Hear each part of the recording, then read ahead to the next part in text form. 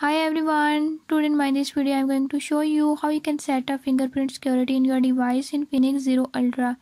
In this device in Infinix Zero Ultra, I'll tell you how you can add fingerprint.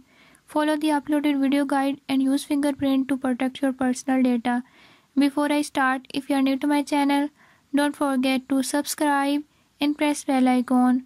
Do watch this video till the end and learn how you can do it. Let's watch.